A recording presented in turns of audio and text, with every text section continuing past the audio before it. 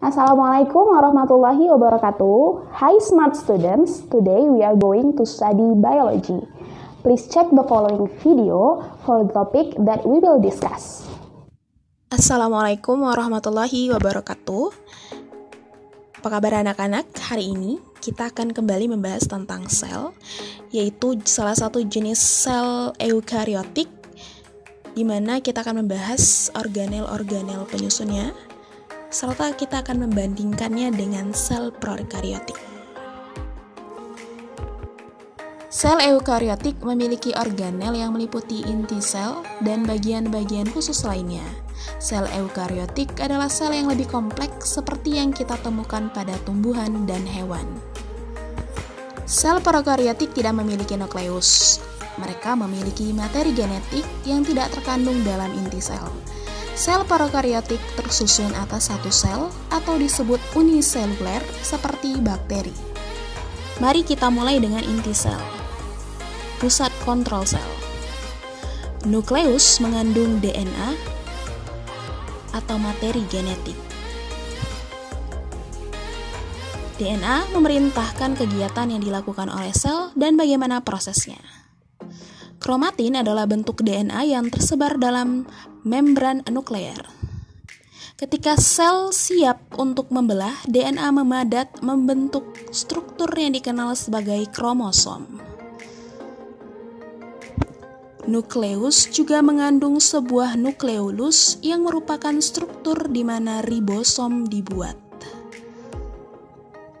Setelah ribosom meninggalkan nukleus, ribosom memiliki tugas mensintesis atau membuat protein.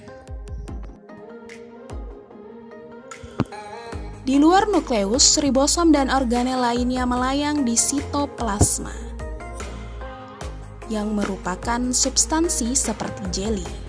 Ribosom dapat dijumpai secara bebas di sitoplasma atau melekat pada retikulum endoplasma. Ada dua jenis retikulum endoplasma. Retikulum endoplasma kasar memiliki ribosom yang melekat padanya, dan retikulum endoplasma halus yang tidak memiliki ribosom yang melekat padanya. Retikulum endoplasma adalah membran berbentuk jala yang berfungsi untuk mengangkut bahan seperti protein yang disintesis ribosom. Protein dan bahan lainnya muncul dari retikulum endoplasma di vaskula kecil, di mana aparatus Golgi atau badan Golgi menerima vaskula tersebut. Ketika protein bergerak melalui badan Golgi, mereka diubah menjadi bentuk yang dapat digunakan oleh sel.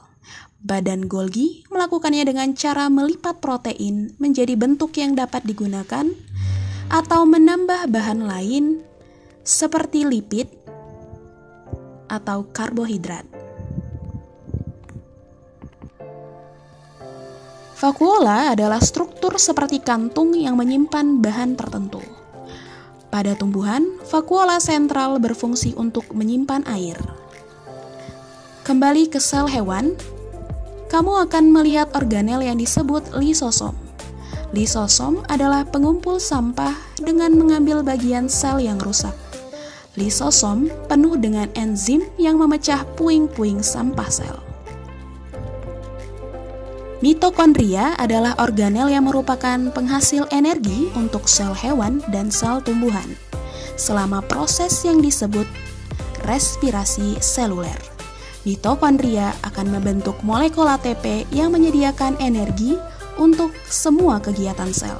Sel-sel yang membutuhkan banyak energi memiliki lebih banyak mitokondria. Sel mempertahankan bentuknya menggunakan sitoskeleton.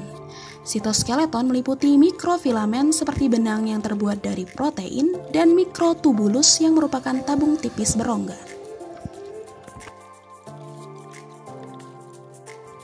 Beberapa organisme seperti tumbuhan yang fotoautotrofik, yang artinya mereka menangkap cahaya matahari untuk membentuk energi, memiliki sel dengan organel yang disebut kloroplas.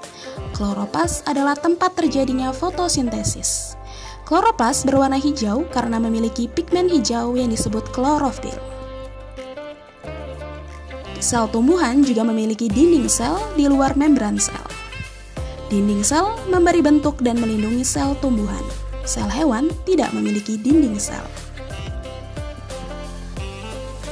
Pada manusia, saluran pernapasan dilapisi oleh sel yang memiliki silia.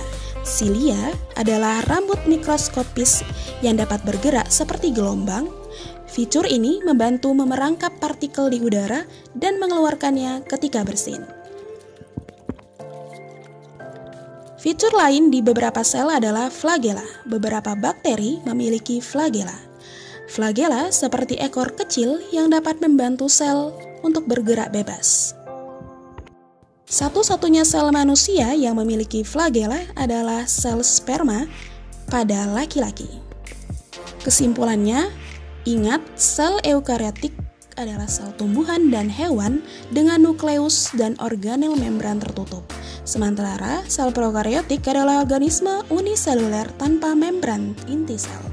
Semua sel memiliki membran sel, sitoplasma, dan materi genetik. Dan meskipun hanya sel tumbuhan yang memiliki kloroplas, baik sel hewan dan sel tumbuhan memiliki mitokondria.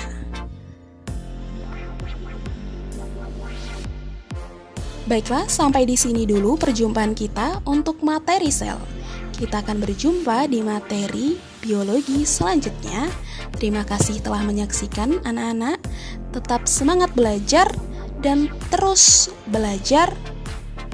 Sampai jumpa. Assalamualaikum warahmatullahi wabarakatuh.